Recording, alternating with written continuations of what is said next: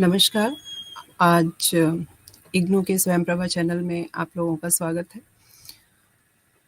इग्नू के तहत निर्धारित आज हम खंड 2 के अंतर्गत इकाई 4 अच संधि भाग 1 का अध्ययन करेंगे,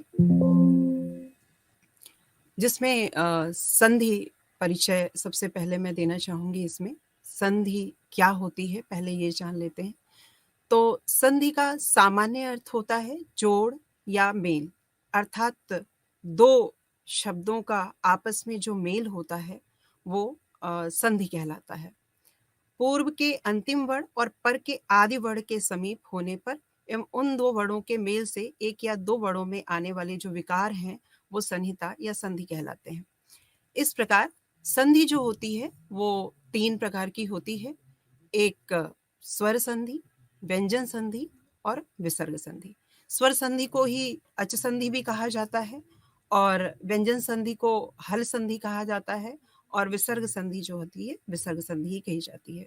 स्वर संधि जो स्वर या अच संधि वो होती है जिसमें दो स्वरों का मेल होने से जो विकार या परिवर्तन होता है उसको स्वर संधि कहते हैं। जैसे इसमें विद्याधन आलय है। विद्याधन आलय में विद्या द्य के आ और आ इन दोनों को मिला करके जो विकार होगा आ वो विद्यालय बनेगा और ये संधि स्वर संधि कहलाएगा। तो यहाँ पर स्वरों का मेल हो रहा है। आ और आ ये दोनों स्वर हैं और इनको स्वर होने के कारण जो है यहाँ पर स्वर संधि हो जाएगी। स्वर संधि भी के भी स्वर संधि भी जो है वो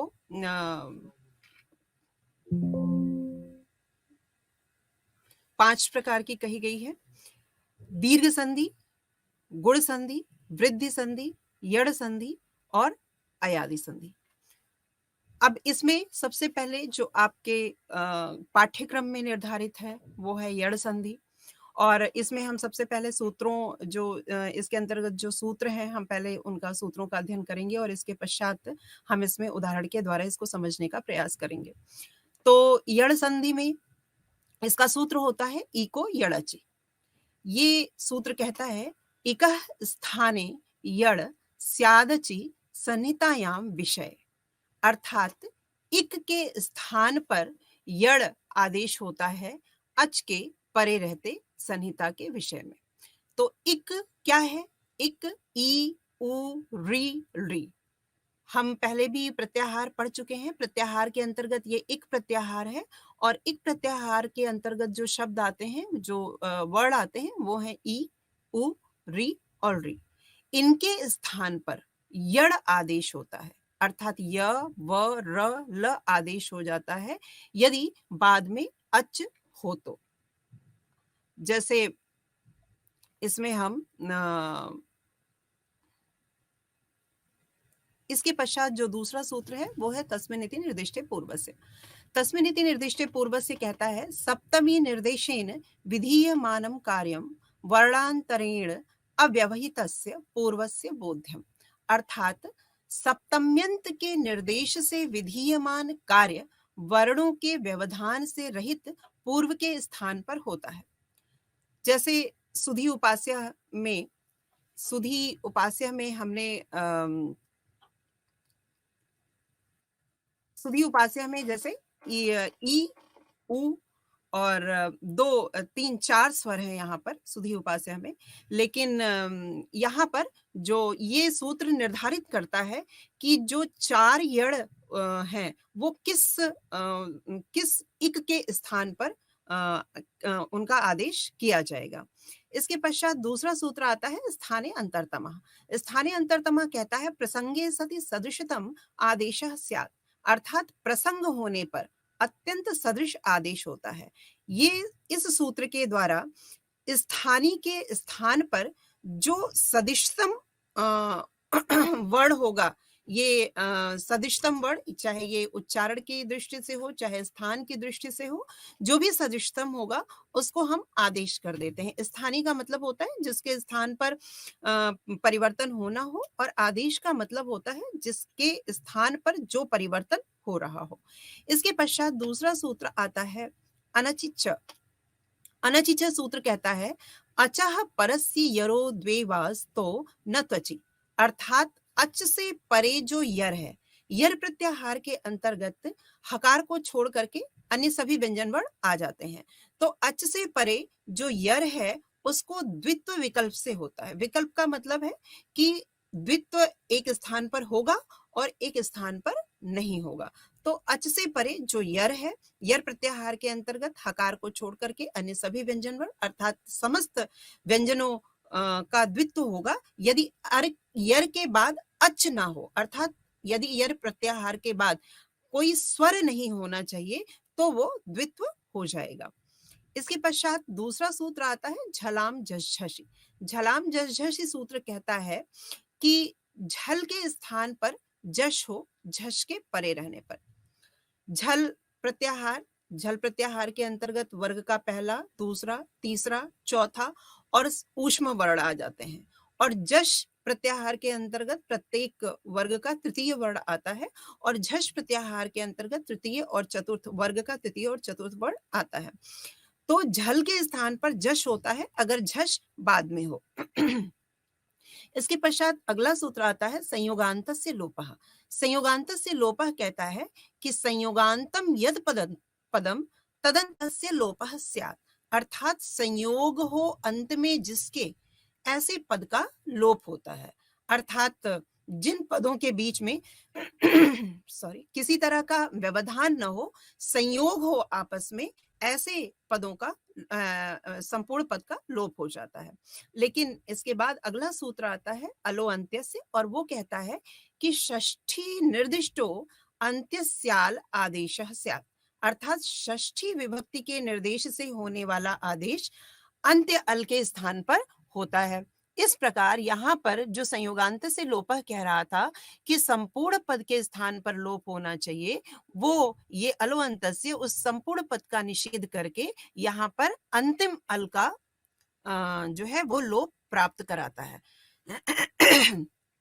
इसके पश्चात दूसरा सूत्र ये वार्तिक है यणः प्रतिषेधो वाच्य।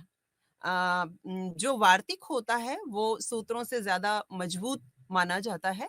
तो यणः प्रतिषेधो वाच्य कहता है कि संयोगांत में प्राप्त यण के लोप का निषेध हो, अर्थात जो संयोग संयोगांतस्य पद संयोगांतस्य लोपः से समस्त पदों में लोप प्राप्त हो रहा था, अलो अंतस्य ने क्या किया कि केवल अंतिम अल का लोप किया। लेकिन यणः प्रतिषेधो वाच्य क्या कहता है कि जो अल है वो उसमें उसका संपूर्ण का लोप नहीं, अर्थात उसमें यण का लोप नहीं होगा। इस प्रकार जैसे हम इसमें ये उदाहरण देखते हैं, सुधि उपास्य उदाहरण है। इसमें देखिए सुधि उपास्य, यहाँ पर इको यणचि सूत्र लगा है। सबसे पहले इको यणचि सूत्र लगेगा क्योंकि ये सूत्र कहता है कि इक के स्थान पर यण हो अच के परे रहने पर। अब यहाँ पर इक जो है स में ऊ भी इक है। पहले हम एक जान ले, एक क्या है, ई उ री जो वर्ड होते हैं वो इक प्रत्याहार के अंतर्गत आते हैं। तो यहाँ पर उ, ई और उ और प का आ, यहाँ पर 4 स्वर हैं। तो ई को यणचि कहता है इक के स्थान पर यण हो। अब यहाँ पर जो किस इक को यहाँ पर यण किया जाए, अब यहाँ तो ये निर्धारित कर देता है कि इक के स्थान पर यण हो, लेकिन इक यहाँ पर उ, ई, उ ये 3 है। अब किसके स्थान पर किया जाए, प्रश्न ये उठता है। तो सूत्र आता है तस्मिन्निति निर्दिष्टे पूर्वस्य। ये सूत्र कहता है कि सप्तम्यंत पद के पूर्व जो वर्ण है, जो स्वर है, उसको जो है इक कर दिया जाए। तो अब यहाँ जो इक किस इक को किया जाए, 3 इक में से जो समस्या थी, इन 3 इक में किसको किया जाए, तो यहाँ पर इस समस्या का समाधान हो जाता है। इसके बाद सूत्र आता है स्थाने अंतरतमः। स्थाने अंतरतमः सूत्र कहता है कि अब यहाँ पर लेकिन एक समस्या बची रह जाती है कि भाई यण तो 4 है, य व र ल, इक के स्थान पर यण हो, तो इक का निर्धारण तो हो गया कि सप्तम्यंत पद के जो पूर्व जो इक है उसके स्थान पर हो जाए यड़। लेकिन अब समस्या यहाँ पर ये है कि यड़ 4 है। अब यड़ 4 है तो य, व, र, ल में से किसको आदेश किया जाए? तो स्थानीय अंतरतम सूत्र आता है। स्थानीय अंतरतम सूत्र कहता है जो सदृशतम हो उसको आदेश कर दिया जाए। तो अब उच्चारण की दृष्टि से देखा जाए तो ई का उच्चारण स्थान तालु है और य का उच्चारण स्थान तालु है। अन्यथा व र ल में व का उच्चारण स्थान दंतोष्ठ है, र का उच्चारण स्थान मूर्धा है और ल का उच्चारण स्थान जो है वो दंत है। इसलिए र ल व को हम यहाँ पर आदेश न करके स्थानीय अंतरतम कहता है कि जो स्थानीय के सदृशतम हो यड़ में उसको आदेश कर दिया जाए। तो ई के सदृशतम यह है क्योंकि ई का उच्चारण स्थान भी तालु है और य का उच्चारण स्थान भी तालु है। तो इस प्रकार ई के स्थान पर यह आदेश हो गया। इसके बाद अनचिच सूत्र। अनचिच सूत्र क्या कह रहा था कि यर प्रत्याहार का जो वर्ण है अगर उसके बाद अच ना हो तो उसको द्वित्व हो जाता है। तो अब यहाँ पर यर प्रत्याहार का वर्ण जो ध है इसके बाद अच नहीं है तो उसको हम क्या करेंगे, विकल्प से द्वित्व हो जाता है। तो यहाँ पर जो ध है इसको द्वित्व हो जाएगा। ध ध ये जो ध है इसको द्वित्व कर देगा ये। फिर जलाम झषि आता है। झलाम झषि क्या कहता है कि झल के स्थान पर जश हो यदि झश परे हो। तो अब यहाँ पर ये झल प्रत्याहार का वर्ण ये भी है, झल प्रत्याहार का वर्ण ये भी है, झश प्रत्याहार का वर्ण ये भी है, झश प्रत्याहार का वर्ण ये भी है। लेकिन झश प्रत्याहार, लेकिन अब इसमें कह रहे हैं कि झल प्रत्याहार को जश हो जाए यदि बाद में झश हो। लेकिन इस ध के बाद झश नहीं है, इस ध के बाद झश है, इसलिए हम इस ध को क्या करेंगे, जश कर देंगे। झल जश झशी क्या करेगा, इस ध को द कर देगा, जश कर देगा। और जश के अंतर्गत तृतीय वर्ण आते हैं प्रत्येक वर्ग के। तो त थ त वर्ग का ये चतुर्थ वर्ण है और त वर्ग का तृतीय वर्ण यहाँ पर द हो जाएगा। तो झलाम जश झसी से यहाँ पर द आदेश हो जाएगा। इसके बाद संयोगांत से लोपः। संयोगांत से लोपः कहता है कि यदि पदों संयोग हो जिन पदों में उनका लोप हो जाए, अंत में संयोग हो जिन पदों के उनका लोप हो जाए। अब यहाँ पर द ध य ये तीनों ही शब्द इस धी के ही विकार हैं। तो ये तीनों में संयोग है आपस में, तो इसके अनुसार इन तीनों का लोप हो जाना चाहिए। लेकिन अलो अंत्य से आता है। अलो अंत्य से सूत्र कहता है कि पूरे पद का लोप प्राप्त न हो करके, अर्थात द ध य पूरे पद का लोप प्राप्त न हो करके केवल जो अंतिम अल है उसका लोप होता है। तो अब इस सूत्र के अनुसार, अलो अंत्य से के अनुसार केवल जो अंतिम अल है इसका लोप हो जाएगा। लेकिन इसके बाद यड़ह प्रतिषेधो वाच्य वार्तिक आता है। यड़ह प्रतिषेधो वाच्य वार्तिक कहता है कि नहीं, यड़ का प्रतिषेध हो अर्थात यड़ का लोप नहीं होगा, इसलिए इस य का लोप नहीं होगा। और अगला सूत्र आता है अज्जीनम व्यंजनम परेण संयोजम, अर्थात अच से जो हीन व्यंजन है वो आपस में एक दूसरे से संयुक्त हो जाएं। तो इस प्रकार से यहाँ पर शुद्ध्युपास्य जो है वो मिल जाता है और आपस में ये मिलकर के शुद्ध्युपास्य बन जाते हैं। इसी प्रकार से मध्वरी को भी समझना चाहिए। मधु यहाँ पर ऊ है तो ई को यड़ची के अनुसार ऊ को व, अब इस निर्धारण में ई ऊ इनमें किसको आदेश किया जाए, तो सप्तम्यंत पद के पूर्व इस ऊ को आदेश होगा। फिर स्थानांतरतमा ऊ के जो समानांतर है वो व है, तो इसलिए व आदेश हो गया। अनचिचा, अनचिचा कहता है कि द्वित्व हो जाए, तो यहाँ पर ध को द्वित्व हो गया। और इसके बाद झलाम झषि कहता है कि ध के स्थान पर जो झल है, झल के स्थान पर जश आदेश हो जाए, यदि बाद में झश हो तो यहाँ पर ध को द आदेश हो गया और मध्वरी बन गया। इस प्रकार से ये मध्वरी, और इसी प्रकार ये धात्रंश को भी हम समझते हैं। धात्रंश में भी धातृधन अंश है, इसमें इको यड़ची सूत्र लगा है, इक के स्थान पर यड़ हो तो यहाँ पर सप्तम्यंत पद के पूर्व जो री है इसके स्थान पर हम क्या करेंगे, जो सदिशतम है, स्थानीय अंतरतम कहता है कि सदिशतम को आदेश हो, तो सदिशतम जो है वो री का सदिशतम र है, री का उच्चारण स्थान भी मूर्धा है और र का उच्चारण स्थान भी मूर्धा है, तो इसका जो सदिशतम हुआ वो र हुआ, री का सदिशतम र हुआ, इसलिए र आदेश हो गया। फिर अनचिचा आता है, अनचिचा कहता है द्वित्व कर देता है, तो इस प्रकार से द्वित्व का मतलब होता है डबल, दो, दोहरा, तो दो द त का यहाँ पर द्वित्व हो जाता है, त त इस प्रकार से हो जाता है, और इस प्रकार यहाँ पर अज्जीनम व्यंजनम पर्ण संयोजन से धात्रंश बन जाता है। इसी प्रकार से लाकृति में भी यही है, लाकृति में री धन आकृति हम विच्छेद करते हैं, और इसमें सबसे पहले ई को यड़ची लगाते हैं कि इक के स्थान पर यड़ हो, यहाँ पर इक जो है री है और री है। अब इसमें से इन दोनों में किसको किया जाए, ये प्रश्न उठता है, तो 10 मिनट निर्दिष्ट पूर्व से आता है। ये सूत्र कहता है कि जो सप्तम्यंत पद है उसके ठीक पूर्व वाले जो इक है उसको आदेश कर दिया जाए, तो यहाँ पर ये निर्धारित हो गया कि इसमें और इसमें इसको करना है, इसके री को करना है। स्थानीय अंतरतमा आता है, वो कहता है कि चूंकि री का दीर्घ नहीं होता, हम लोगों ने पहले भी पढ़ा है, तो स्थानीय अंतरतम सूत्र आता है, कहता है जो री के सदृशतम हो उसका आदेश हो जाए, तो री के स्थान पर ल, री का उच्चारण स्थान ऋतुलशा नाम दंता, री का उच्चारण स्थान दांत है और ल का उच्चारण स्थान दंत है, तो इस प्रकार से इन दोनों का उच्चारण स्थान समान होने के कारण जो भी आदेश होगा वो स्थानीय के सदृशतम होगा। ये स्थानीय है क्योंकि इसके स्थान पर आदेश हो रहा है, और ये आदेश है क्योंकि ये इसके स्थान पर आदेश हो रहा है, तो इसलिए यहाँ पर री के स्थान पर ल आदेश हो जाएगा और फिर आकृति ही ऐसे ही रहेगा और लाकृति ही बन जाएगा।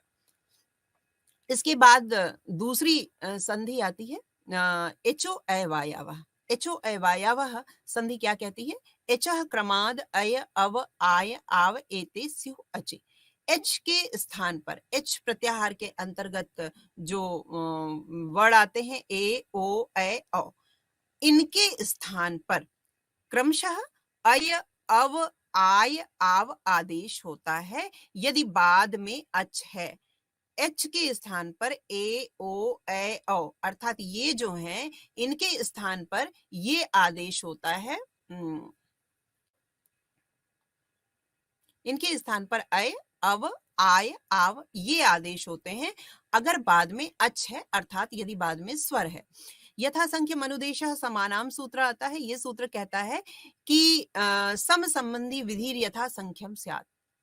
क्या है, समान संबंध संख्या की दृष्टि से वाली विधि संख्या के अनुसार क्रमानुसार होती है। जैसे उदाहरण के तौर पे हम समझते हैं, यहाँ पर दिया है हरय, हरय को जब हम विच्छेद करेंगे तो एचो अवायव सूत्र हरे धन ए, हरे धन ए, एचो अवायव सूत्र क्या कहता है कि एच के स्थान पर अय अव आय आव आदेश हो क्रम से। तो अब यहाँ पर एच में कौन कौन से वर्ड आते हैं, ए आई ओ औ, ये आते हैं एच के अंतर्गत। तो अब यहाँ पर ए आया हुआ है, हरे में ए और यहाँ पर ए, अगर बाद में स्वर हो तो यहाँ पर भी स्वर है, तो ए के स्थान पर यथा संख्य मनु, लेकिन अब यहाँ पर ये है कि अय अव आय आव चार है, तो इनमें से किसको आदेश किया जाए, इसने तो सिर्फ इतना कहा कि एच के स्थान पर क्रम से अय अव आय आव आदेश हो जाए, लेकिन किसके स्थान पर क्या आदेश हो इसका निर्धारण करता है ये सूत्र, यथा संख्य मनुदेशः समानाम। ये सूत्र कहता है कि संख्या के अनुरूप जो जिस संख्या में हो उसके अनुरूप उसका आदेश कर दिया जाए। जैसे ए के स्थान पर अय, ए के स्थान पर अय, अय के ओ के स्थान पर अव, अय के स्थान पर आय और औ के स्थान पर आव, अर्थात यहाँ क्रम जो है वो बना रहना चाहिए। जैसे ए पहले आएगा प्रत्याहार में, ए ओ ए औ, जब हम एच प्रत्याहार की बात करते हैं तो उसमें क्रम से ए ओ ए औ आता है, और उसी के क्रम में क्रमशः अय अव आय आव आदेश हो जाए। तो ए के स्थान पे क्रम से अय आ रहा है यहाँ पर, तो अय आदेश हो जाएगा, हर अय ए और हरय बन गया। इसी प्रकार विश्रवे, नयकः और पावकः, यहाँ पर पावकः में पौधन अकः, यहाँ पर औ है तो एचोआई वायावः निर्धारित करेगा कि एच के स्थान पर अर्थात औ के स्थान पर जो है वो आई आव आदेश हो जाए। लेकिन किसको किया जाए तो यथासंख्य मनुदेशः समानाम, ये सूत्र कहता है कि औ के स्थान पर क्रमशः आदेश किया जाए, अर्थात जो जिस सूत्र का है उसको जो जिस क्रम में है उसी क्रम में उसका आदेश हो जाना चाहिए। इसके बाद सूत्र आता है वांतो ये प्रत्यय। वांतो ये प्रत्यय सूत्र कहता है यकारादौ प्रत्यय परे ओदौ तोरव आव एतव स्तः, अर्थात यकार अ, जिस प्रत्यय यकार आदि यदि आदि में है तो उनके ऐसे प्रत्यय के परे रहते ओ तथा औ को औ तथा आव आदेश हो,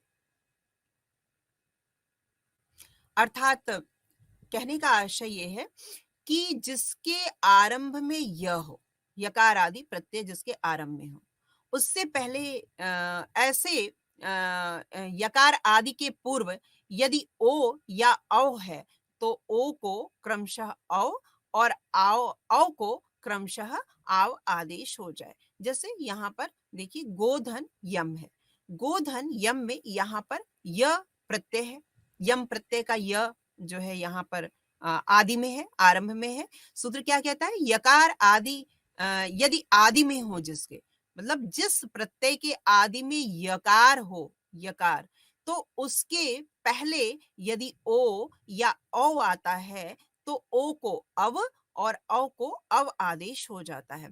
तो अब यहाँ पर गो के ओ को अवादेश हो गया और औ के आव को आवादेश हो गया। वांतो ये प्रत्यय सूत्र से वांतो ये प्रत्यय के अनुसार ये यकार है और यकार से पहले ओ है तो ओ को अवादेश होकर के गव ग अव यम बना और इसके बाद जो है ये गव्यम बन गया। इसके बाद दूसरा उदाहरण नाव्यम, इसमें नौ यम है।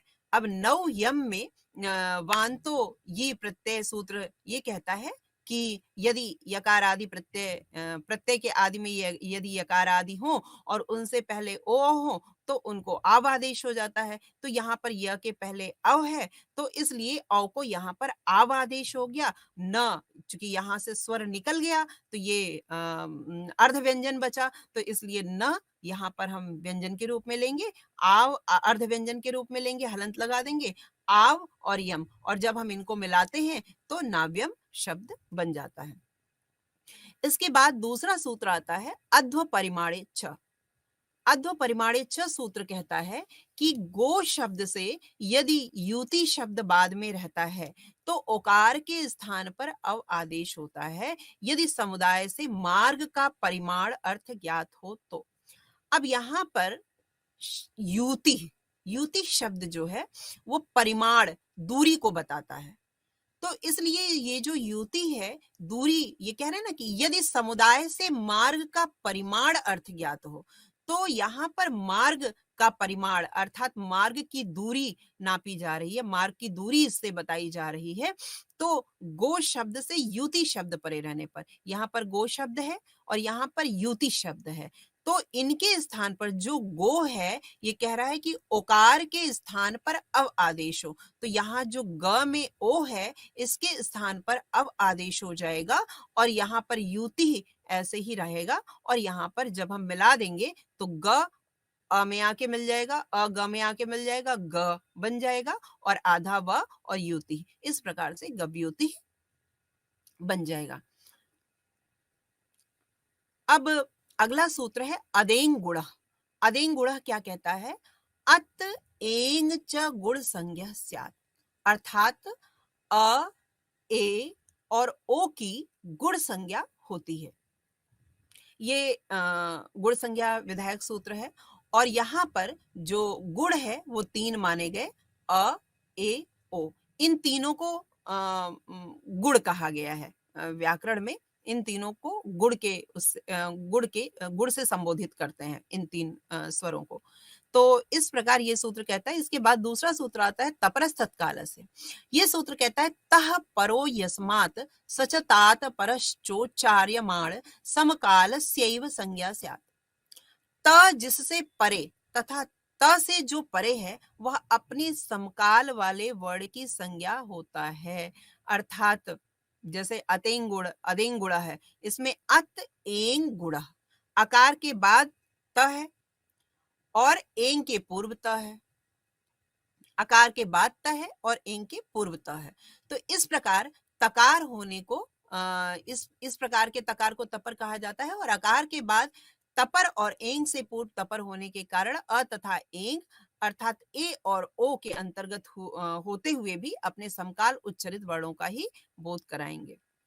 इस प्रकार अगला सूत्र है आदगुणा। आदगुणा क्या कहता है कि अवर्णादचि परे पूर्व परयो रेको गुण आदेश स्यात्। अर्थात अवर्ण से अच परे रहते पूर्व और पर दोनों के स्थान पर गुण रूप एकादेश हो जाता है। यदि अवर्ण से अच परे रहते कोई स्वर बाद में है, यदि अवर्ण से स्वर बाद में है तो पूर्व और पर दोनों के स्थान पर गुण रूप एकादेश हो जाता है। जैसे यहां पर उप इंद्र है। अब उप इंद्र में क्या है, यहां पर प में अ है, ये स्वर है और उसके बाद परे उसके परे ई है। तो अ और ई इन दोनों के स्थान पर गुण रूप एकादेश हो जाएगा। अब अ और ई दोनों का अ का उच्चारण स्थान कंठ है और ई का उच्चारण स्थान तालु है। अब इन दोनों में अ ए ओ तीन गुण माने गए हैं, तो इसमें किसको आदेश किया जाए? अ का उच्चारण स्थान तो कंठ है और ए का उच्चारण स्थान कंठ और तालु है और ओ का उच्चारण स्थान कंठ और ओष्ठ है। तो इस प्रकार ना अ यहाँ पर आदेश कर सकते हैं, ना ओ यहाँ आदेश कर सकते हैं। इनके समान कौन है? उच्चारण स्थान कंठ और इसका उच्चारण स्थान तालु। तो इन दोनों के उच्चारण स्थान के समान ए का उच्चारण स्थान है, कंठ तालु इसका उच्चारण स्थान है। तो इसलिए ऐसी स्थिति में यहाँ पर ए आदेश होकर के उपेंद्र सिद्ध हो जाता है। जैसे उदाहरण के लिए हम इसमें ये समझ सकते हैं उपिंद्रः उप इंद्रः। अब इसमें उप इंद्रः में सबसे पहले आदगुणः सूत्र लगा है। आदगुणः सूत्र क्या कहता है कि अवर्ण से परे यदि स्वर हो तो जो है वो अवर्ण से परे यदि स्वर है तो पूर्व और पर दोनों के स्थान पर गुण रूप एकादेश हो जाता है। तो यहाँ पर गुण जो मैंने पहले भी बताया कि तीन है, अ ए ओ। तो अब अ के समानांतर क्या है? अ कंठ। अ का उच्चारण स्थान क्या है? कंठ और ई का उच्चारण स्थान तालु। अब इन दोनों पूर्व और पर दोनों के स्थान पर जो विकार है वो होना है। तो अब यहाँ पर ऐसा जो गुण तीन है हमें उन्हीं में आदेश करना है। तो अ को हम यहाँ आदेश नहीं कर सकते क्योंकि उसका उच्चारण स्थान केवल कंठ है। ओ को हम आदेश नहीं कर सकते क्योंकि उसका उच्चारण स्थान कंठ और ओष्ठ है। हम ए को यहाँ पर आदेश करते हैं क्योंकि ए का उच्चारण स्थान कंठ और तालु है। इस प्रकार से यहाँ पर ए आदेश होता है और उपेंद्र बन जाता है। इसी प्रकार गंगा और उद्गम में आ और उ इनका उच्चारण स्थान कंठ और ओष्ठ है। तो ए अ ए ओ में ओ का उच्चारण स्थान कंठोष्ठ है, इसलिए यहाँ पर गुण ओ को आदेश करते हैं और गंगोत्कम बन जाता है। कृष्ण रिद्धि में अ और री, चूंकि अ के स्थान पर अ और री के स्थान पर जो है स्थानीय अंतरतमः यहाँ पर अ और धी। अब उरड़ रपरह सूत्र एक आता है। उरड़ रपरह सूत्र क्या कहता है कि जब भी जो री है उसके स्थान पर जब अ आता है तो वहां पर रपर होकर के प्रवृत्त होता है, वह रपर होकर प्रवृत्त होता है। हमने पहले भी पढ़ा था कि री के 30 भेद होते हैं, अर्थात ये और री के जगह पर री के स्थान पर हम क्या कर सकते हैं, री का जो गुण है वो अ माना गया है, री का गुण अ माना गया है। तो इसलिए ये पाणिनि इत्यादि ने माना है कि री का जो गुण होगा वो अ होगा।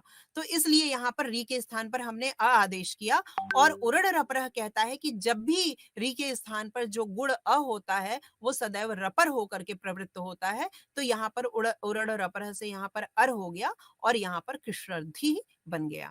इसी प्रकार तवलकारः, यहाँ पर आद्गुणः और स्थाने अंतरतमा और उरडरपरः। यहाँ पर जो री है, री का भी गुण अ माना गया है।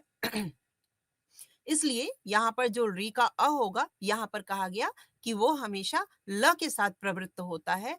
तो जो री के जगह पे अ होगा वो र के साथ प्रवृत्त होगा और जो री के स्थान पर अ होगा वो हमेशा ल के साथ प्रवृत्त होगा। तो इस प्रकार यहाँ पर तबलकारः बन गया।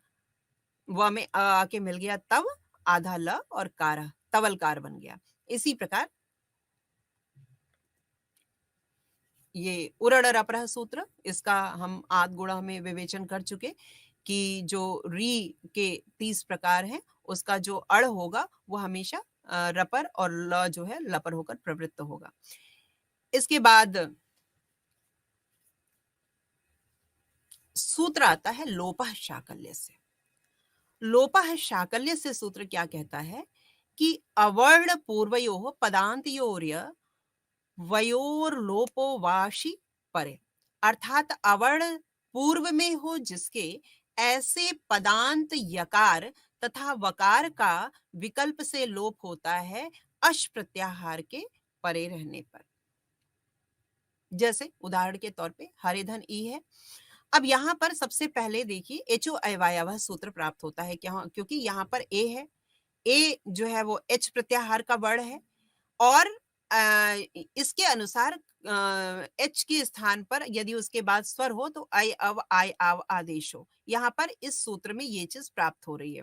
यथा संख्यम अनुदेशः समानम ने निर्धारित कर दिया कि क्रमशः आदेश हो। तो जो ए है उसको अय, ओ है अव और अ है आय और औ है औ। इस पर हम चर्चा कर चुके हैं। तो यहाँ पर हर अय इ, यहाँ पर ए को अयादेश हो गया। लोपः शाकल्य से सूत्र आया है। लोपः शाकल्य से शाकल्य ऋषि हुए और इनका मंतव्य है ये कि जो अवर्ण पूर्व में हो जिसके ऐसे पदांत यकार तथा वकार का विकल्प से लोप हो, यदि अश प्रत्याहार बाद में होता है। तो यहाँ पर जो ये य है वो इसके पूर्व अ है। तो कह रहे हैं कि ऐसे जिसके ऐसे पदांत यकार, ये पद के अंत में है, यकार पद के अंत में है और उसके पूर्व में अ है। तो कह रहे हैं कि जिसके पूर्व में अ हो और ऐसे पदांत यकार तथा वकार, उनका क्या होगा, विकल्प से लोप हो जाएगा। विकल्प अर्थात लोप हो भी सकता है और लोप नहीं भी हो सकता है। एक स्थान पर लोप होगा, एक स्थान पर लोप नहीं होगा।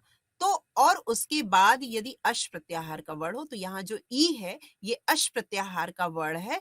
तो इस प्रकार यहाँ पर इसका लोप प्राप्त हो जाएगा इस सूत्र से, लोपः साकल्य से सूत्र से यहाँ पर यह का लोप प्राप्त हो जाएगा। लेकिन जब यहाँ लोप प्राप्त होता है तो जो विकार होता है वो होता है हर हर अ ई। हम इसे मिलाते हैं तो र में अ आके मिल जाता है, हर ई बन जाता है। लेकिन आदगुणा सूत्र आता है। अब यहाँ पर हर ई हो गया तो आदगुणा आता है। आदगुणा क्या कहता है कि अवर्ण के बाद यदि स्वर हो तो पूर्व पर के स्थान पर गुण आदेश हो। तो अब यहाँ अ के बाद ई स्वर आया है। अब अ और ई को मिलाकर के कौन सा गुण हो सकता है, तो अ ई को मिलाकर के ए गुण बनेगा। अ ए ओ 3 गुण है तो इनको मिलाकर के ए गुण बन जाएगा। अब इसके बाद दूसरा सूत्र आता है पूर्वत्रा सिद्धम। पूर्वत्ता सिद्धम सूत्र कहता है कि सपादी के प्रति त्रिपादी असिद्ध होते हैं। अब यहाँ पर ये ध्यान देने वाली बात ये है कि देखिए लोपः सपादी जो पाणिनि अष्टाध्यायी है वो 8 अध्यायों में लिखा गया है और 8 अध्यायों में जो 7 अध्याय हैं उनको सपादी कहा जाता है। 7 अध्याय और 8वें अध्याय का जो 8वें अध्याय का जो दूसरे अध्याय तक है वो सपादी कहा जाता है और त्रिपादी जो है वो अष्टाध्यायी के 8वें अध्याय के बाकी जो पाद हैं वो जो है वो त्रिपादी कहे जाते हैं। तो सपादी ये सूत्र कहता है पूर्वत्रा सिद्धम, ये कहता है कि सपादी के प्रति त्रिपादी असिद्ध हो। अब लोपः शाकल्यस्य की संख्या देखिए, ये 8वें अध्याय का जो है वो 8वें अध्याय के तीसरे पाद का 19वां सूत्र है। तो ये तो सपादी वो त्रिपादी हो गया, क्योंकि ये 8वें अध्याय के तीसरे अध्याय का है। और ये जो है आदगुड़ा जो है वो सपादी हो गया। तो और ये सूत्र कहता है कि सपादी की अपेक्षा त्रिपादी जो है त्रिपादी असिद्ध हो। तो इस सूत्र के आगे ये सूत्र अमान्य हो जाता है, ये सूत्र कमजोर पड़ जाता है। तो इस प्रकार पूर्वत्रा सिद्धम के अनुसार जो हर अय इह जो यथा संख्य मनुदेश ये सपादी के जो सूत्र आए थे, ये यहाँ पर फिर से वापस आ जाएंगे। पूर्वत्रा सिद्धम भी 8वें अध्याय का दूसरा है, तो ये भी इसकी अपेक्षा ये भी स्ट्रांग है, ये भी मजबूत है। तो इसलिए ये जो कह रहा है इसकी बात मानी जाएगी, पूर्वत्रा सिद्धम की बात मानी जाएगी। इसलिए लोपः शाकल इसमें अगर हमें केवल ये विकार बनाना है संधि का, तो लोपः शाकल्य से ही यहाँ पर सिद्धि हो जाएगी। लेकिन यदि यहाँ पर हरई इस विकार को हमें बनाना है, तो लोपः शाकल्य से को असिद्ध करते हुए आदगुणा आ जाएगा, क्योंकि ये त्रिपादी है और सपादी है, और सपादी त्रिपादी की अपेक्षा ज्यादा मजबूत होते हैं, इनकी बात ज्यादा मान्य होती है।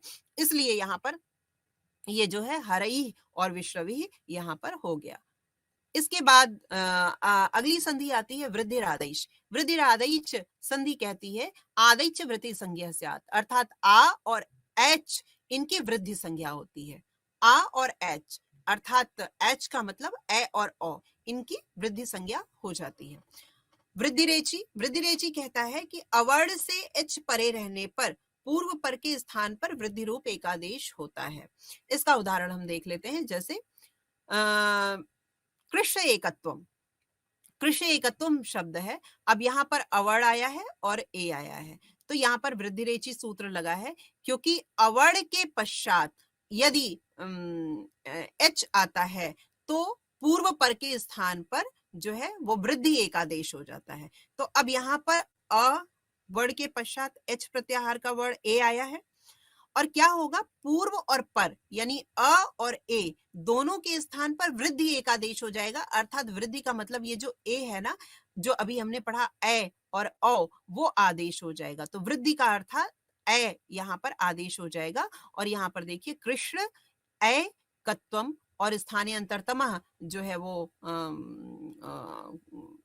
इसके स्थानीय और आदेश का समान हो, इस प्रकार से कृष्ण एकत्वम यहाँ पर आदेश हो जाता है। इसी प्रकार गंगौघ में वृद्धिरेचि और स्थान आ और ओ के स्थान पर अ आदेश हो जाता है, और दैवश्वर में अ और ए के स्थान पर ए आदेश हो जाता है। इस प्रकार से यहाँ पर होता है। इसके बाद अगला सूत्र आता है एत्ते धत्यु ठसु। एत्ते धत्यु ठसु सूत्र क्या कहता है, अवर्णा देजाद्यो रेत्ते धत्यो रूठि च परे वृद्धिरेकादेशः स्यात् पर रूप गुणापवादः। अर्थात अवर्ण से परे यदि एच आदि वाली इड़ तथा इध धातु हो अथवा उठ हो धातु हो, तो पूर्व पर के स्थान पर वृद्धि रूप एकादेश हो जाता है। अब जैसे उदाहरण के तौर पे हम देखते हैं उप एति। ये सूत्र क्या कहता है कि अवर्ण से परे, अब यहाँ पर प में अ आया है अवर्ण, इसके बाद यदि एच आदि वाली मतलब जिसके आरंभ में एच हो, ए या ओ हो, ये इड़ तथा इध धातु हो, तो ये जो है यहाँ पर इड़ या इध धातु हो अथवा उठ हो, तो पूर्व पर के स्थान पर वृद्धि रूप एकादेश हो जाता है। अब यहाँ पर अ और ए दोनों पूर्व और पर दोनों के स्थान पर क्या होता है, वृद्धि एकादेश। वृद्धि एकादेश का मतलब जो ये है इसका वृद्धि दोनों को मिलाकर के इसकी वृद्धि हो जाएगी। तो अ और ए इनके स्थान पर ए का वृद्धि क्या होता है, ए, तो यहाँ पर ए हो जाएगा। इस प्रकार से यहाँ पर उप ए ति और शब्द बनता है उपैति। इसी प्रकार से उप एधते, यहाँ पर अ और ए इन दोनों के स्थान पर वृद्धि एकादेश ए हो जाता है और शब्द बनता है उपैधते। इसी प्रकार पृष्ठ उह, यहाँ पर कह रहे ना कि यदि उठ या उह हो तो यहाँ पर उह है, तो यहाँ पर अ और उ इन दोनों के इसका उच्चारण स्थान इसका कंठ है और इसका जो है ओष्ठ है। तो अब इन दोनों के स्थान पर औ कंठोष्ठ जो है औ का उच्चारण वो आदेश हो जाएगा, पृष्ठ औ आके मिल जाएगा और पृष्ठौह इस प्रकार से बन जाएगा। इसके बाद सूत्र आता है अक्षादोहिन्याम उपसंख्यानम। ये सूत्र कहता है कि अक्ष शब्द से यदि ऊहिनी शब्द परे है तो पूर्व पर के स्थान पर वृद्धि एकादेश हो। अब अक्ष उदाहरण के लिए देखिए, अक्ष है यहाँ पर, अक्ष के बाद यहाँ पर ऊहिनी शब्द आया है और सूत्र क्या कह रहा है कि अक्ष शब्द से ऊहिनी शब्द के परे रहने पर, अर्थात यदि अक्ष के बाद ऊहिनी शब्द हो तो पूर्व पर के स्थान पर अर्थात इस अ और इस उ, जो क्ष में अ है इस अ के स्थान पर और उ के स्थान पर क्या हो जाएगा, वृद्धि रूप एकादेश हो जाएगा। तो लेकिन यहाँ पर सबसे पहले आद्गुणः सूत्र लगा है, क्योंकि आद्गुणः क्या कहता है कि अवर्ण से परे यदि स्वर है तो दोनों के स्थान पर गुण एकादेश हो जाए, और गुण क्या है, अ ए ओ गुण है, तो अ और उ को मिलाकर के जो गुण बनेगा वो ओ बनेगा, तो आद्गुणः प्राप्त हो रहा है यहाँ पर। लेकिन अक्षादोहिन्यम उपसंख्यानम आता है और ये कहता है कि वृद्धि एकादेश हो जाए तो जो ओ यहाँ पर प्राप्त हुआ था उसका वृद्धि एकादेश औ हो जाएगा, तो अक्ष औ हिनी यहाँ पर हो जाएगा और पूर्व प्रदात संज्ञायाम मगह, ये सूत्र लगा है। ये सूत्र क्या करता है, ये जो न है इसको ड़ के रूप में परिवर्तित कर देता है। पूर्व पदार्थ संज्ञायाम मगह, इस सूत्र से यहाँ पर ड़ हो जाता है, नी को ड़ी हो जाता है और जब हम मिलाते हैं तो शब्द बनता है अक्षौहिणी। इसके बाद अगला सूत्र आता है प्रादुहो ढोढे शैशेषु। यह सूत्र कहता है कि प्र शब्द से यदि ऊह, ऊढ़, ऊढ़ी, एश तथा ऐश शब्दों के परे रहते पूर्व पर के स्थान पर वृद्धि रूप एकादेश होता है। अब यहाँ पर प्रधन उह है, प्र के बाद यहाँ पर उह आया है। इस बहुत ही ये अत्यंत सरल सूत्र है, इसमें सूत्र में ही सारे उदाहरण दिए हुए हैं कि यदि प्र के बाद यदि हम ये स्मरण कर लें कि प्र के बाद इन शब्दों के आने के बाद वृद्धि एकादेश होता है, तो प्र के बाद उह का उदाहरण हम देख लेते हैं। प्र के बाद उह आया है तो आद गुण से इसमें गुण प्राप्त हो रहा है, ओ हो जाएगा प्र ओह, और प्रादुहो ढोढे शैशेषु से जो ओ था उसको वृद्धि एकादेश हो जाएगा, तो प्रहोह, इस प्रकार से इसको जब हम मिला देंगे तो प्रौह बन जाएगा। इसी प्रकार से प्रौढ़, प्रौढ़ी और प्रैशः को भी इसी प्रकार समझना चाहिए। इसके बाद अगला सूत्र आता है ऋतेच तृतीया समासे। ऋतेच तृतीया समासे सूत्र कहता है कि तृतीया समास में अवर्ण से ऋत शब्द के परे रहने पर पूर्व पर के स्थान पर वृद्धि एकादेश होता है। तो तृतीया समास में जैसे हम उदाहरण के तौर पे लेते हैं सुख धन ऋतः, सुख के पश्चात ऋत शब्द आया है, इसलिए वहां पर ऋत शब्द के परे रहने पर पूर्व पर के स्थान पर तो सुख जो अ है उसको इस सूत्र से आ हो जाएगा सुखार्थः, इस सुखार्था इस प्रकार से बन जाता है। इसके बाद अगला सूत्र आता है प्रवत्सतर कंबल वसनाड़ दसाना मृणे। ये सूत्र कहता है प्रवत्सतर कंबल, वसन, ऋण तथा दश, इन 6 शब्दों के परे ऋण शब्द रहे तो पूर्व पर के स्थान पर वृद्धि एकादेश होता है। तो अब यहाँ पर प्र है, प्र के पश्चात ये सूत्र क्या कह रहा है कि प्रवत्सतर कंबल वसन ऋण, इन 6 शब्दों से परे ऋण शब्द रहे, तो प्र के परे ऋण है, इसलिए यहाँ पर सबसे पहले आद्गुणः प्राप्त हुआ, लेकिन इस सूत्र से क्या हो गया कि इसको दीर्घ एकादेश हो गया, पूर्व पर के स्थान पर वृद्धि एकादेश, अ का यहाँ पर आ हो गया और इस प्रकार यहाँ पर स्थानीय अंतरतम से जो सदिशतम है उसको आदेश होकर के प्रआड़म, प्रारणम और उरड़ रपरह लग जाएगा, क्योंकि जब भी री के स्थान पर अ या आ आता है तो वो रपर के साथ प्रवृत्त होता है, तो यहाँ पर आर हो जाएगा, प्रारणम बन जाएगा। इसी प्रकार से वत्सतर शब्द को समझना चाहिए, वत्सतर के बाद यदि ऋणम शब्द होता है तो उसका भी दीर्घ हो जाता है। अब इसके बाद सूत्र आता है उपसर्गाः क्रिया योगे। ये कहता है प्रादेः क्रिया योगे उपसर्ग संज्ञा स्युः। क्रिया के योग में प्रादियों की उपसर्ग संज्ञा होती है। अब ये उपसर्ग संज्ञा सूत्र है। इसके बाद सूत्र आता है भुआदियो धातुः। ये क्या कहता है? क्रियावाचिनो भुआदयो धातु संज्ञा स्युः। क्रिया के वाचक भू आदि की धातु संज्ञा होती है। इसके बाद इसी क्रम में अगला सूत्र आता है उपसर्गादृति धातु, अर्थात अवर्णांत उपसर्ग से परे ऋकार आदि धातु हो तो पूर्व पर के स्थान पर वृद्धि एकादेश हो जाता है।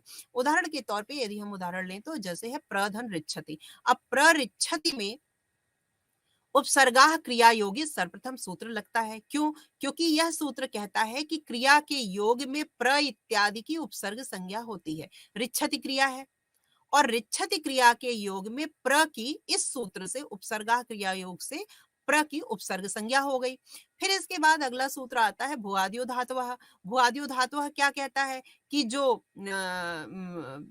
पठ गम इत्यादि धातुएं हैं उनकी धातु संज्ञा हो जाए। तो यहाँ पर रिच्छ धातु है, इसलिए इस सूत्र से इसकी धातु संज्ञा हो गई। धातु का अर्थ होता है क्रिया, क्रिया का मूल। तो जो क्रिया का मूल है अर्थात धातु, इस प्रकार से यहाँ पर जो रिच्छति क्रिया है यहाँ पर रिच्छ में उपसर्ग इसकी क्रिया संज्ञा हो जाएगी, धातु संज्ञा हो जाएगी। इसके बाद सूत्र आता है स्थानीय अंतरतमः। ये कहता है कि जो स्थानीय के सदृशतम हो उसको आदेश कर दिया जाए। अब पहले भी मैं बता चुकी हूँ कि री के स्थान पर अ या आ जो होगा वो री का सदृशतम माना जाता है। तो अब यहाँ पर जो री का सदृशतम यहाँ पर आ आदेश कर देंगे और उरड़ रपरः जो री के स्थान पर अ या आ आदेश होता है वो हमेशा रपर होके प्रवृत्त होता है। तो प्र में आ आके मिल जाएगा प्रा और आधा र प्रार्थति। इस प्रकार यह रूप बन जाएगा। इसके बाद आज इसी क्रम में इकाई 5 भी है आपका, जिसमें एंगी पररूपम सूत्र से रेत्य का सूत्र पर्यंत इसका अध्ययन है। इसमें पहला सूत्र है एंगी पररूपम। एंगी पररूपम सूत्र कहता है कि अवर्णांत आदुपसर्गादेंगादौ धातु परे पररूप एकादेश स्यात्। अर्थात अवर्णांत उपसर्ग से परे ऋकारादि धातु हो तो पूर्व पर के स्थान पर वृद्धि एकादेश हो जाता है। उपसर्ग से परे यदि एंगी पररूपम, यदि उपसर्ग से परे एंग है तो वृद्धि एकादेश हो जाएगा। अब यहाँ पर एंग ए है और प्र उपसर्ग है, तो ए के इन दोनों के स्थान पर जो है वो पररूप एकादेश हो जाएगा। सॉरी, पररूप एकादेश हो जाएगा।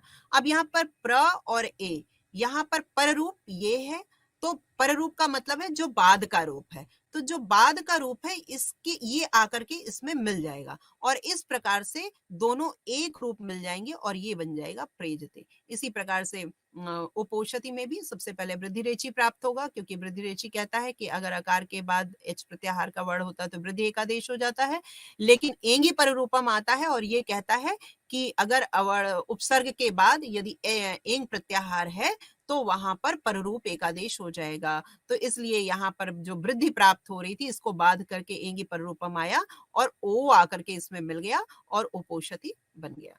इसी प्रकार दूसरा सूत्र है अचो अंत्यादि टी। अचो अंत्यादि टी कहता है अचाम मध्य यो अंत्य स आद्रिय से तट्टी संज्ञा स्यात्। अचो के मध्य में जो अंतिम अच है वह आदि में जिसके उस शब्द समुदाय की टी संज्ञा होती है। शकंधादिषु पररूप वाच्यम, ये सूत्र कहता है कि शकंधु गण पठित शब्दों में पररूप कहना चाहिए। जैसे उदाहरण के तौर पे जैसे शक धन अंधु हम लेते हैं। अब शक धन अंधु में सबसे पहले प्राप्त हो रहा है अकः सवर्णे दीर्घ। अकः सवर्णे दीर्घ सूत्र कहता है कि अगर अक से परे समान वर्ण हो तो दीर्घ हो जाता है। अक में अ ई उ रील री वर्ण आते हैं, इनसे परे समान वर्ण अ है, अ के समान अ है, तो इसलिए यहाँ पर क्या हो जाएगा, सवर्ण दीर्घ हो जाएगा, आ प्राप्त हो रहा है। लेकिन अचो अंत्यादि टी सूत्र आता है, ये कहता है कि अचो के मध्य में जो अंतिम अच है तो यहाँ अ क श इनके मध्य में जो अंतिम अच है तो क का जो अ है ये अंतिम अच है और यहाँ पर इसकी टी संज्ञा हो जाएगी और सकंध्वादिशु पररूप वाच्यम से जो पररूप एकादेश हो जाएगा। तो इस प्रकार से शकंधु शब्द बनता है। करकंधु भी इसी प्रकार देख लेना चाहिए। मनस ईशा शब्द है, इसमें भी ऐसे ही है। जो मनस का अस है ये अंतिम जो अंतिम अच है और इस अच की टी संज्ञा हो जाएगी अचो अंत्यादि टी से और सकंद्वादिशु पर रूप वाच्यम से मन ईशा अस का ई हो जाएगा और अस की टी संज्ञा हो जाएगी और यहाँ पर ईशा बचेगा और रूप बनेगा मनीषा। इसी प्रकार सूत्र आता है ओमांगोश। ओमांगोश कहता है ओमि आंगी चात परे पर रूपम एकादेश स्यात्। अर्थात अवर्ण से ओम अथवा आंग परे रहते पूर्व पर के स्थान पर रूप एकादेश होता है। तो अब यहाँ पर अवर्ण से ओम, अब यहाँ पर जैसे उदाहरण के तौर पे हम देख लेते हैं शिवाय ओम नमः, ये उदाहरण है शिवाय धन ओम नमः। अब यहाँ पर शिवाय जो है वो अवर्ण है, य में अवर्ण है और उसके पश्चात ओम है। तो यदि अ के पश्चात ओम होता है तो पूर्व और पर अर्थात ये जो य का अ है और ये जो ओ है, इन दोनों के स्थान पर रूप एकादेश होता है। अर्थात ये जो ओ है ये आके इसमें मिल जाएगा और ये बन जाएगा शिवायोम और नमः, ये रूप बनेगा। इसी प्रकार सूत्र आता है अंतादिवच्च। अंतादिवच्च सूत्र कहता है तो यो अयम एकादेशः सपूर्वस्यान्तवत् परस्यादिवत्। विधीयमान जो एकादेश वह पूर्व के अंत के तथा पर के आदि के समान होता है। जैसे उदाहरण के तौर पे यहाँ पर आया शिव धन आंग इह। अब यहाँ पर शिव आंग इह में सबसे पहले आता है हलंत्यम। संज्ञा सूत्रों के अंतर्गत इसको हमने पढ़ा था हलंत्यम तस्य लोपः अदर्शनम लोपः, इन तीनों को हलंत्यम कहता है कि उपदेश दशा में जो अंतिम हल है उसकी इच संज्ञा हो जाए। तो यहाँ पर ङ इसकी इच संज्ञा हो जाएगी। तस्य लोपः अदर्शनम लोपः से ङ का इसका लोप हो जाएगा और जब लोप होगा तो रूप बचेगा शिव आ इह। तो यहाँ पर आ ई बचा। फिर इसके बाद जब यहाँ आ के बाद ई है तो यहाँ पर हमें गुण प्राप्त हो रहा है आ और ई में, तो इसलिए यहाँ पर हो जाएगा शिव। आ और ई के स्थान पर जो गुण होगा वो ए होगा, तो यहाँ पर आ और ई का गुण ए ही इस प्रकार बन जाता है। और सूत्र आता है अंतादिवच्च जो कहता है कि विधीयमान जो एकादेश वह पूर्व के अंत के तथा पर के आदि के समान हो। अर्थात जो ये एकादेश होगा वो पूर्व के पर के और पर के आदि के समान होगा। तो ये और ये इन दोनों को जब हम मिला देंगे तो क्या होगा शिवे। तो इसलिए इन दोनों के समान जो बनेगा वो शिवे ही बन जाएगा। ओमांगोश से इनका पूर्व रूप एका पर रूप एकादेश हो जाएगा और ये बन जाएगा शिवे ही। इसी में आते हैं अकसवड़े दीर्घ। अकसवड़े दीर्घ सूत्र कहता है कि अक से परे समान वर्णी अच रहने पर पूर्व पर के स्थान पर दीर्घ रूप एकादेश होता है। तो अब यहाँ पर दैत्य धन अरि है तो यहाँ पर समान वर्ण अ है और उसके बाद समान यहाँ पर स्वर अ है और यहाँ पर उसके समान ही वर्ण अ है, स्वर अ है। तो अ और अ इन दोनों स्वरों का दीर्घ आ यहाँ पर आदेश हो गया और इस प्रकार यहाँ दैत्यारी ई और ई इन दोनों को मिलाकर के अकसवड़े दीर्घ और स्थानीय अंतरतमा से दीर्घ ई आदेश हो जाता है और जो है वो इसके बाद सूत्र आता है एंगा पदांतादति। एंगा पदांतादति सूत्र कहता है कि पदांत में एंग से अत परे रहते पूर्व पर के स्थान पर पूर्व रूप एकादेश होता है। तो यहाँ पर जैसे हरे धन अव है, यहाँ पर एंगा पदांतादति से यहाँ पर ए पहले है और अ बाद में है।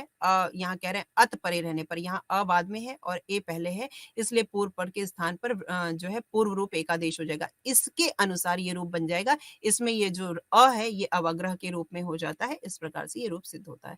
सर्वत्र विभाषा गो कहता है कि लोक और वेद में ऋष्व आकार के परे रहते एंगंत गो शब्द को पदांत में विकल्प से प्रकृति भाव होता है। तब यहाँ पर गो अग्रम सूत्र है, ये सर्वत्र विभाषा गो से क्या होगा प्रकृति भाव हो जाएगा। अर्थात जो जैसे है वो वैसे बना रहेगा, इसमें कोई विकार नहीं होता है। प्रकृति भाव का मतलब ही होता है कि कोई परिवर्तन नहीं होगा। इसलिए गो के बाद अगर अकार है तो उसमें सर्वत्र विभाषा गो सूत्र से कोई भी प्रकार का विकार नहीं होगा, जैसा है वैसा ही बना रहेगा।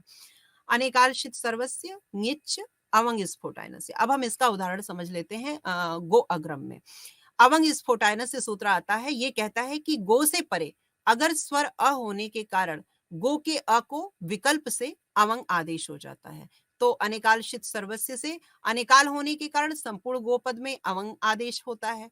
ञिच्च सूत्र आता है और ये कहता है कि अनेकाल होने पर भी गो के अंतिम अल ओ के स्थान पर आदेश हो, और फिर हलंत्यम तस्य लोपः अदर्शनम लोपः से जो है वो लोप होकर के ग अव अग्रम रूप बनता है और अकह सवड़े दीर्घ से दीर्घ होकर के गवाग्रम बन जाता है। इसके बाद सूत्र आता है इंद्रे च। इंद्र शब्द से परे रहते भी एंगंत यहाँ पर गो के बाद इंद्र आया है और यहाँ पर ओ को अवंग आदेश हो जाता है। इस प्रकार इंद्रे च सूत्र सिद्ध होता है। दूरा धूते च, अब ये भी कहता है कि यदि हम दूर से किसी को संबोधन में बुलाते हैं तो टी के विकल्प से जो प्रयुक्त वाक्य है उसकी टी को विकल्प से प्लुत होता है। अब यहाँ पर जो कृष्ण का टी है, इसमें दूराधूते च सूत्र से विकल्प से यहाँ पर इसको प्लुत हो जाता है और यहाँ पर रूप बनता है आगच्छ कृष्ण अत्र गौश्चरति। फिर प्लुत प्रगृह अचिनित्यम अदसो मात्र सूत्र आता है। इसका उदाहरण देखिए, राम कृष्ण अमु आसाते। अदसो मात्र सूत्र लगता है और ये कहता है कि अदस संबंधी मकार के बाद इकार तथा उकार शब्द के अंत में हो तो उसकी प्रगृह संज्ञा होती है। अब यहाँ पर जो अदस का मकार है, यहाँ पर ये मकार का जो ऊ है उसकी जो है वो अदसो मात से उसकी प्रगृह संज्ञा होती है। प्लुत प्रगृह अचनित्यम, और ये सूत्र कहता है कि जिसका प्लुत और प्रगृह संज्ञा होती है वो जो है वो नित्य होते हैं। और एचो अयवाय, इस प्रकार से यहाँ पर राम कृष्ण अमु आसाते ये पूरा एज इट इज लिख दिया गया। फिर एचो अयवाय सूत्र आता है और ये औ के स्थान पर आव आदेश कर देता है और यहाँ पर रूप बन जाता है कृष्णावमु आसाते। इसके बाद सूत्र आता है निपात एका जनांग। इनका उदाहरण है ई इंद्र। अब इसमें ई इंद्र में सबसे पहले अकसवड़े दीर्घ से दीर्घ प्राप्त हो रहा है। चादवी असत्व क्या करता है, ये जनांग क्या कर देता है, जो जिसकी निपात संज्ञा हुई है उस ई की प्रगृह संज्ञा कर देता है। और प्लुत प्रगृह अचनित्यम क्या कहता है कि प्लुत और प्रगृह जो होते हैं वो नित्य होते हैं, तो उसमें किसी प्रकार का विकार नहीं होगा और ई इंद्र ऐसे ही बना रहेगा। इसके बाद सूत्र आता है ओत। ओत कहता है ओदंतो निपाता प्रगृह स्यात्।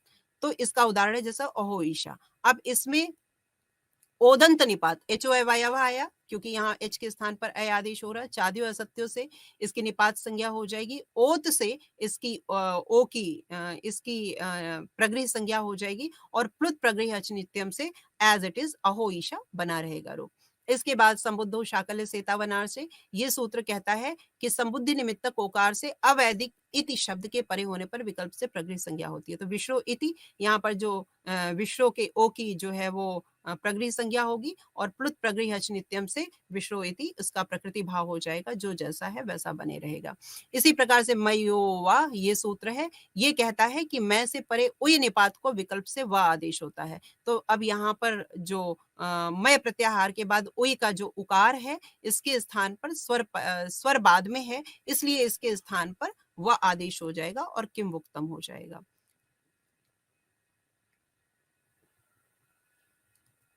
इसी प्रकार यहाँ पर हम अगला देखते हैं अचोरहाभ्याम द्वे। ये सूत्र कहता है कि अच से परे जो रेफ और हकार, उससे परे जो यर उससे द्वित्व विकल्प से होता है, परंतु यह कार्य समास में नहीं होता। अब यहाँ पर जैसे गौरीधन औ है, अब यहाँ पर ई के बाद औ है, इक के बाद स्वर आया है तो ई को यड़चि से यहाँ पर जो है वो यड़ प्राप्त हो रहा है, तो यहाँ पर ई के स्थान पर यह आदेश हो गया गौर य औ। और इसके बाद सूत्र आता है अचोरहाभ्याम द्वे। ये सूत्र कहता है कि ग के औ से परे रेफ और रेफ से परे यर को विकल्प से द्वित्व हुआ। अब यहाँ पर जो औ है उससे परे रेफ और रेफ से परे जो यर जो यकार है उसको जो है विकल्प से द्वित्व होकर के य हो गया, द्वित्व हो गया और ये गौर्यो बन गया। इसके बाद अंतिम सूत्र इसी के अंतर्गत आता है ऋत्यकः। ऋत्यकः कहता है कि रीश्व ऋकार परे रहते पदांत अक को रीश्व विकल्प से होता है। अब यहाँ पर ब्रह्मा ऋषि शब्द है। अब ब्रह्मा ऋषि में जो ऋकार है ये बाद में है और यहाँ पर आ है। अब जब ऋत्यकः सूत्र कहता है कि रीश्व ऋकार यदि बाद में है तो पद के अंत में जो दीर्घ है वो ऋश्व हो जाएगा और यहाँ पर ब्रह्म ऋषि हो गया और इस प्रकार से यहाँ पर ऋत्यकः संपन्न होकर के यहाँ पर ब्रह्म ऋषि शब्द बना। इस प्रकार आज हमने जो स्वर संधि प्रकरण पढ़ा, ये आज आप आपका स्वर अच संधि प्रकरण आज संपूर्ण हुआ। धन्यवाद।